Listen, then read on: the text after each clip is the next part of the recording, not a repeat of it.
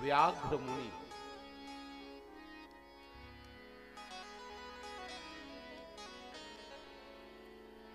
देवर्षि नारद जी जा रहे थे भगवत दर्शन करने के लिए। व्याघ्र मुनि ने पूछा, नारद कहां? कहा, मैं जा रहा हूं प्रभु श्री राम का दर्शन करने के लिए। अयोध्या नरेश महाराज दशरथ के पुत्र के रूप में प्रकट हुए हैं। कहा, रे राम राम, ब्रह्मपुत्र नारद एक राजा के लड़के का दर्शन करने जा रहा है। आश्चर्य की बात है। नारद जी ने कहा, उन्हें राजा का लड़का मत कहो, वो साक्षात पूर्णतम परब्रह्म परमात्मा है। अरे तुम्हारे लिए परमात्मा होगा, मेरे लिए वो तो राजा का लड़का ही है। नारद जी को आवेश आ गया। नारद जी ने कहा, अरे मूर्ख, तू प्रभु श्री राम को राजा का लड़का बता रहा है। जिस मुख से भगवान श्री राम की निंदा कर रहा है, मैं तुझे श्राप देता हूं कि तेरा वो मुख ही व्याघ्र का हो जाए। वो व्याघ्र हो गया, चरणों को पकड़ करके रोने लगा, महाराज मेरा कल्याण कैसे होगा? प्रभु श्री राम ने उनसे, देवर्षि नारद जी ने कहा, प्रभु श्री राम का जब पुनः अवतार होगा और तुझे अपने राम नाम अंकित बाण से मारेंगे, तब तेरा उद्धार हो जाएगा।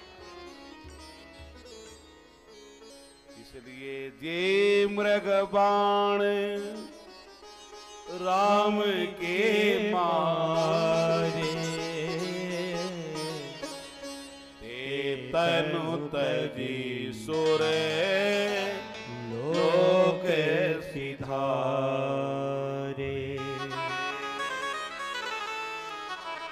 तो सुरलोक को सिधार गए। महाराज आप तो ठीक कह रहे हो। और कोई घटना सुनाओ।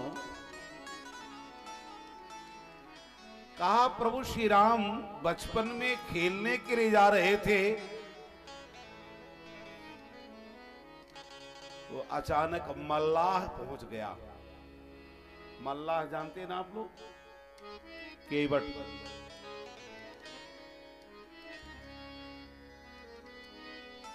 मल्लाह पहुंचा। मल्लाह ने कहा, राजकुमारों आप लोग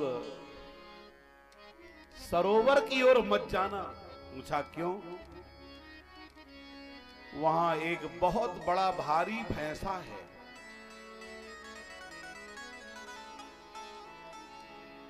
जिसको पाता है उसी को मार देता है।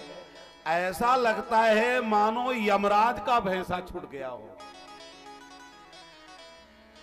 कितना विकराल है वो भैंसा। कहा, तो क्या किया जाए? कहा, हम तो जाएंगे। राम जी चल पड़े। श्री राघवेंद्र सरकार को देखते ही भैंसा श्री राघवेंद्र सरकार की ओर ही दौड़ा और श्री राम जी महाराज ने अपने धनुष में चढ़ाया बाण और एक बाण खींच करके जैसे ही मारा, वो भैंसा वहीं धराशायी हो गया और दिव्य स्वरूप से प्रकट हो गया।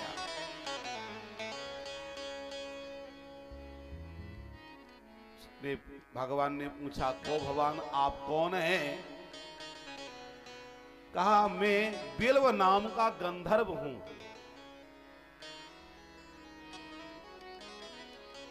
एक बार देवराज इंद्र की सभा में देवर्षि नारद जी गान कर रहे थे और मैंने नारद जी को भैंसे के स्वर में चिढ़ाना शुरू कर दिया। नारद जी ने क्रोधिष्ठ होकर के श्राप दे दिया कि जा, जब भैंसे की भांति मुझे चिढ़ा रहा है इसलिए भैंसा ही हो जा। मैं भैंसा हो गया। मैंने चरणों को पकड़ा, मेरा उद्धार कैसे होगा? तो देवर्षि नारद जी ने कहा, जब प्रभु श्री राम तुझे अपने राम नाम अंकित बाण से मारेंगे तो तेरा उद्धार हो जाएगा। तो आज आपकी कृपा से मेरा उद्धार हो गया। हे प्रभु, मुझसे अपराध बहुत हुआ है, पर एक प्रार्थना है। का क्या प्रार्थना है? का मैं चाहता ये हूं इस स्थल का नाम मेरे और आपके नाम से विख्यात हो जाए। मेरे और आपके नाम से विख्यात हो जाए। मेरा नाम बिल्व है और आपका नाम हरि है, इसलिए इस घाट का नाम बिल्वहरि घाट हो जाए। भगवान ने कहा एवं मस्तु, ऐसा ही होगा। आज भी अयोध्या धाम में बिल्हार घाट के नाम से एक घाट है और ये कथा सत्योपाख्यान में मिलती है।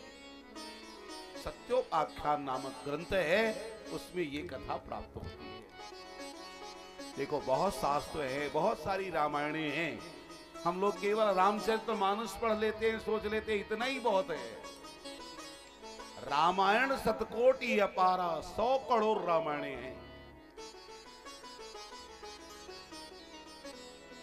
इसलिए जे मृगबाण राम के मारे, तनु तजी सुर लोक सिधारे।